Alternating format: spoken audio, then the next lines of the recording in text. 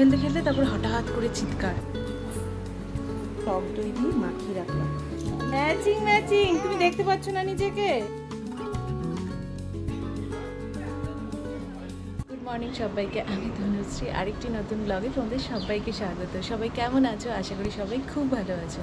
তো কালকে রীতের কী হয়েছিল জানি না, ভোরবেলা থেকে জেগে আছে। ভোর 4টের সময় উঠলো, উঠে তারপরে ওকে দুধ খাওয়ানো হলো, খেয়ে তারপরে খেলছে।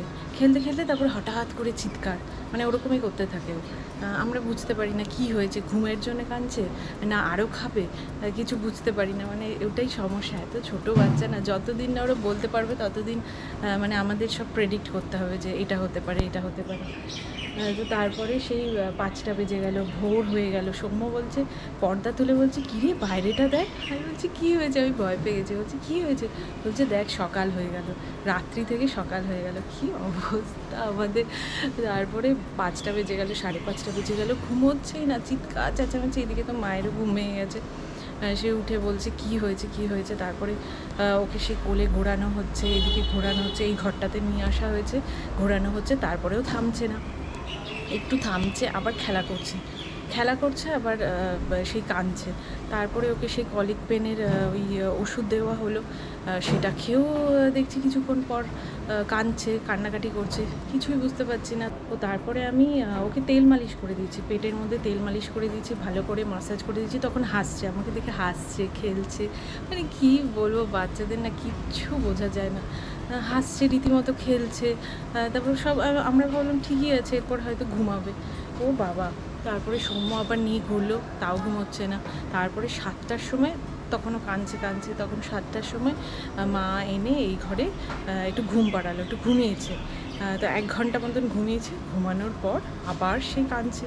তারপর আমি আবার আসলাম, এসে ওকে নিয়ে তারপর দুধ খাওয়ানো হলো, তারপরে যে ঘুমিয়েছে। তারপরে এখনও ঘুমোচ্ছে, উঠেছিল মাঝে মাঝে, ওকে একটু ফিড করানো হচ্ছে, আবার সেই মানে এখন ঘুমোচ্ছে। কী যে হয় বাচ্চাদের বোঝাই মুশকিল।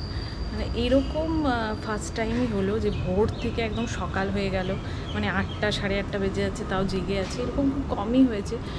রাত্রিবেলাটা এরকম হয়েছে, রাত্রিবেলা 2টো 2:30টার সময় জেগে গেল, তারপরে 4:30 5টার সময় শুচ্ছে। কিন্তু এরকম চিৎকার করে কান্নাকাটি করে না, তো ওটাই বোঝা যায় না। এত চিৎকার করে কান্নাকাটি করে মাঝে মাঝে, খুব ভয়ও লাগে, টেনশানও হয় যে কী হলো। সৌম্য তো ভয় পাচ্ছে, বলছে ডাক্তারের কাছে নিয়ে যাবো নাকি। তো আমাদের তো একটু ওয়েট করতেই হতো, দেখতে হবে যে কি হচ্ছে। আমি বললাম দাঁড়া দেখি, ঘুমানোর জন্যও ওরকম করতে থাকে, বোঝা যায় না। এখন ঘুমোচ্ছে। তো আমি এদিকে সকালের ব্রেকফাস্টে স্মুদি বানাবো। আমি স্মুদি খেয়ে নেবো, ওটসের স্মুদি বানাবো। আর হচ্ছে সৌম্য আর মা হচ্ছে লুচি খাবে। ভীষণ গরম পড়েছে, প্রচণ্ড গরম, খুব গরম। আচ্ছা, ওটস নিয়ে নিয়েছি। এবার ওটসের মধ্যে চিনি তো দেবো না, তো কয়েকটা খেজুর ভেঙে দিয়ে দিয়েছি, আর তার মধ্যে দুধ দিয়ে দিলাম। দুধের মধ্যে কলা দিলাম, দিয়ে এটাকে ভালো করে মিক্সি করে নিলাম, নিয়ে আমার ওটসের স্মুদি রেডি। আর সৌম্যদেরও রেডি হয়ে গেছে লুচি আর তরকারি। মাংসটা তেল, নুন, হলুদ আর টক দই আনতে বলেছিলাম, টক দই দিয়ে মাখিয়ে রাখলাম। এবার এটা ম্যারিনেট করে রাখবো কিছুক্ষণ। আর ওদিকে আমি ওই আদা রসুন পেস্টটা করে নেব। ব্রেকফাস্ট হয়ে গেল, ও আবার উঠেছিল, ওকে খাওয়ালাম। এবার আমি মাংসটা করবো। সৌম্য নিয়ে এসছে বাজার থেকে, বলছে কি গরম বাইরে, তো আমি মাংস করব। আর মা অনেক কিছু করেছে, দেখাচ্ছি। মুসুর ডাল, এখানে ঢেঁড়স আলুর তরকারি, পটল ভাজা, এটা হয়েই এসছে। কালারটাও বেশ সুন্দর এসছে। এখানে কিন্তু আমি কাশ্মীরি মির্চ ইউজ করিনি, এমনি এটা এরকম কালার এসছে। একটু লেগে লেগে যায় না নিচে, ওরকমভাবে মাংসটা করি, তাহলে কালার ভালো আসে। আর এদিকে ভাতও হয়ে গেছে, লেবু কাটাই ছিল, আর আমি স্যালাডটা কেটে নিলাম। রীতের স্নান হয়ে গেছে। ও বাবা, আজকে কাঁদছে কেন? এই যে নতুন ড্রেস পরেছে, বাবা বাবা, ম্যাচিং ম্যাচিং। হাসছিস না কাঁদছিস রে? ও কাঁদছিস কেন? মুড এরকম কেন? ম্যাচিং ম্যাচিং, তুমি দেখতে পাচ্ছ না নিজেকে? ওকে দেখাসনি আয়নাতে? দেখে তো আয়নাতে, কালকে রাত্রে আয়নার দিকে তাকিয়ে আছে, দেখে নিচ্ছে। কি রে আয়নায় ওটা? কে আয়নায় ওটা দেখে নিচ্ছে? আমরা সবাই রেডি হয়ে গেছি, আরেকজন এখনো ঘুমোচ্ছে। এই যে এখনো ঘুমোচ্ছে, একদম আরামসে ঘুমোচ্ছে। ঘুম থেকে উঠেই রেডি করিয়েই নামিয়ে নেওয়া হলো, কিচ্ছু বলছে না। কি গরম আজকে, এই যে একদম কোলে ওই নাম শুনলে আচ্ছা আচ্ছা চলো চলো চলো হয়ে গেছে চলো। দেখো না, এরকম ওয়েদার দেখলে মনটাই ভালো হয়ে যায়। আরেকটা আনন্দ হচ্ছে জানো তো, রিতকে নিয়ে এবার আমরা প্রথমবার একটু দূরে ঘুরতে যাব। প্রায় 1 বছর হতে চলো কোথাও দূরে ঘুরতে যাই না, প্রায় কি 1 বছরই হয়ে গেছে ঘুরতে যাই না। খুব দরকার ছিল এই ঘোরাটা।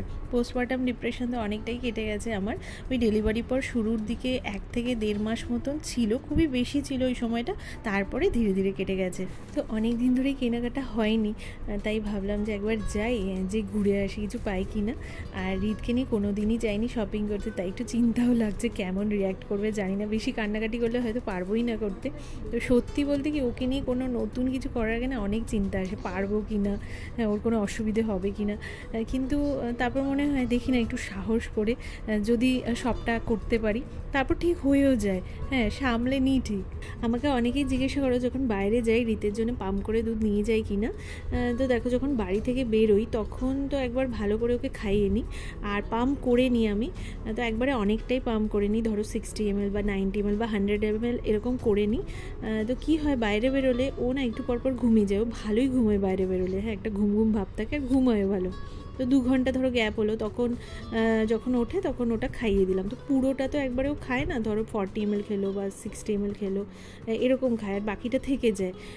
তো কী করি, আমি ওটা রেখে দিই, বেশ কিছুক্ষণ ওটা রাখা যায় কিন্তু। হ্যাঁ, তো আমি নেক্সট বার যখন খাওয়াই তখন নিপলটা চেঞ্জ করে আবার খাইয়ে দিই। রিত প্রথমে ঢুকে ভালোই ছিল, হ্যাঁ, তারপরে দেখি একটু খুক খুক করছে, তারপরে ওকে কোলে নিয়ে ঘোরানো হয়েছে। তো ভাবলাম যে স্ট্রলার যখন আছে তখন কোলে ওকে বেশিক্ষণ রাখবো না।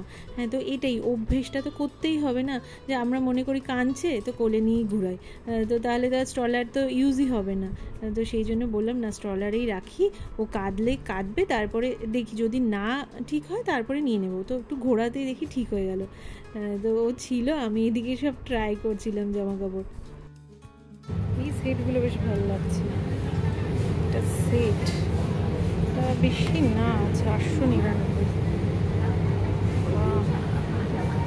এই ফ্রকগুলো বেশ ভালোই লাগছে, কিন্তু এখন তো একটু ভাবনা চিন্তা করে নিতে হয়, কারণ ব্রেস্ট ফিড করানোর ব্যাপার আছে। তো সামনে বোতাম সিস্টেম হলে বেশি ভালো হয়, কিন্তু এখানে ওরকম দেখতে পাচ্ছি না। তো তাও দেখি দুটো ট্রাই করব, আর সাথে টি শার্টও নিলাম, ট্রাই করব। টি শার্টগুলো ভীষণ আমার ভালো লাগে, এখান থেকে আগেও নিয়েছি, একদম রিজনেবল প্রাইস। তো দেখি এবারও ট্রাই করব। এই যে এগুলো কয়েকটা নিয়ে ঢুকলাম, তাড়াহুড়ো করে ট্রাই করতে হচ্ছে কারণ রিত ওদিকে উঠে গেছে। হ্যাঁ, তো এখন না ফ্রকগুলো পরে না ভীষণ মোটা লাগছে, মোটা তো হয়েই গেছি, অনেক ড্রেসেই মোটা লাগে, তো সেই জন্য ওগুলো নিতে পারলাম না। তো টি শার্টগুলো নিলাম, শুধু কিন্তু আমার নিইনি, হ্যাঁ, রিতের জন্যও নিয়েছি। তো এখানে এগুলো দেখছিলাম রিতের জন্য, কিন্তু না ওর সাইজের কিছুই পাচ্ছিলাম না, তো সব বড় সাইজের, তো সেই জন্য নিতে পারছিলাম না। তো এই শার্টটা নিয়েছি ওর জন্যে, কিন্তু এই শার্টটাও 6 মান্থসের ওপর। হ্যাঁ, কিন্তু কিচ্ছু করার নেই, এটা খুব ভালো লাগছিলো, এটা নিয়ে নিলাম। আর এর সাথে এরকম টুকটাক জিনিস কিছু নেওয়া হলো, নিয়ে এবার বাড়ি ফিরবো। তুই এখানেই হয়েছিলি রে, এই নেওটিয়া এখানেই হয়েছিলি, এই দেখ তুই আসলি, এখানে হয়েছিলি। নিউটিয়াতে যারা আসে তারা জানো এটা নিউটিয়ার অপোজিটে। তো রিতকে নিয়ে না এই প্রথমবার রেস্টুরেন্টে ঢুকলাম, একটু ভয় ভয় লাগছিলো, যদি কান্নাকাটি শুরু করে তাহলে তো আমাকে ওকে নিয়ে বেরিয়ে যেতে হতো, কিন্তু কিচ্ছু কান্নাকাটি করেনি, ও খুব ভালো ছিল আমার কোলে। হ্যাঁ, এত লোকজন দেখে কিচ্ছু বলেনি। আচ্ছা, আরেকটা কথা আমাকে অনেকেই জিজ্ঞাসা করছো যে রিতকে ব্রেস্ট ফিড আমি দিনে কতবার করাই। দেখো, সত্যি বলতে আমার কাউন্ট করা হয় না যে কতবার করাই, কারণ এক এক দিন এক এক রকম হয়, ওর মুডের ওপরই ডিপেন্ড করে। হ্যাঁ, কারণ ঘুম যখন ভেঙে যাবে তখনই ও ব্রেস্ট ফিড করতে যায়, তো সেই জন্য আমার কাউন্ট করা হয় না। তো অনেকেই বলেছে একটু সাজেস্ট করো যে কতবার করানো উচিত। দেখো, ডক্টররা বলেন যে 2 ঘন্টা গ্যাপে ওই 20 মিনিটস করে 2 সাইডেই ব্রেস্ট ফিড করাতে বাচ্চাদেরকে। হ্যাঁ, কিন্তু সত্যি বলতে ওরকম কিন্তু হয় না, আমি ওরকম মেনে এখনও অবধি করতে পারিনি, কারণ অনেক সময় হয় ও 1 ঘন্টা পর উঠে গেল, বা অনেক সময় 10 মিনিট পরে উঠে গেল, উঠে খেতে চাইছে, তো ওর নিড অনুযায়ী আমি ওকে ব্রেস্ট ফিড করাই। এখন 12টা বাজে, একবার ঘুম হয়ে গেছে। হ্যাঁ, রিত উঠে গেছে, দেখো কি কি করবে তুমি? কি করবে? আমরা এদিকে গোছাচ্ছি, এই যে ইনি উঠে গেছে। আমরা সব গোছগাছ করছি। এই ব্যাগটা মোটামুটি গোছানো হয়ে গেছে, সব সৌম্যই করছে, আমি ওকে দিচ্ছি, ও গোছাচ্ছে। তো এটা মোটামুটি হয়ে গেছে, আর যেটুকু বাকি আছে সেটুকু নিতে হবে। ওই যে ওদিকে কাঁদছে, যাই ওদিকে। রিতকে এখানে শোয়ালাম, আমার কিছু কাজ আছে, ওগুলো ফটাফট সেরে নিই। সৌম্য নিচে গেছে, গাড়ি পরিষ্কার করছে, অলমোস্ট হয়েই গেছে। আসার পরে সুটকেসটা গোছাবে, আর এমনি মোটামুটি সব কাজ হয়েই গেছে। এই সুটকেসটা নিচ্ছি আমাদের, এটা রেডি করবে। এখন বাজে 1:45। আমরা সারা রাতি জেগে থাকি, ঘুম টুম তো হয় না, রিত বারবার উঠতে থাকে। তো সেই জন্য রাত্রিবেলায় সমস্ত কাজ সেরে রাখছি। আর সকালে ভরসা করা যাবে না, সকালে অনেক সকালেই বেরোতে হবে। ঘুমালে কিছু কিছু, ওই দেখো খালি চমকে যায়, খালি চমকে যায়। আরে আর ডলবে, ডলে ডলে খালি খালি নখ দিয়ে খালি কেটে দেবে সব। আচ্ছা, সব চার্জ এমনি মোটামুটি হয়ে গেছে। এই পাম্পটা এটা করা হয়নি চার্জ, তো আমি চার্জে দিয়ে দিয়েছি, হয়েও গেছে, বন্ধ করে দেব। আর এখানে মিষ্টিটা বের করলাম, খুব খেতে ইচ্ছে করছে। গিটসের এই ক্যানটা, এটা অর্ডার দিয়েছিল, গোলাপ জামুন। আমরা তো রাত্রিবেলায় খাই, সৌম্য আসুক তারপর একসাথে খাবো। এখন রাত্রি 2টো বাজে, এখন শুতে যাচ্ছি। যে অনেকেই এখনও ঘুমায়নি। তো আমরা কালকে কোথায় যাচ্ছি নেক্সট ব্লগে দেখতে পাবে। তো চলো আজকের ভিডিও এখানেই শেষ করছি। তোমরা সবাই সুস্থ থেকো, ভালো থেকো। আবার একটি নতুন ভিডিওতে খুব তাড়াতাড়ি দেখা হচ্ছে।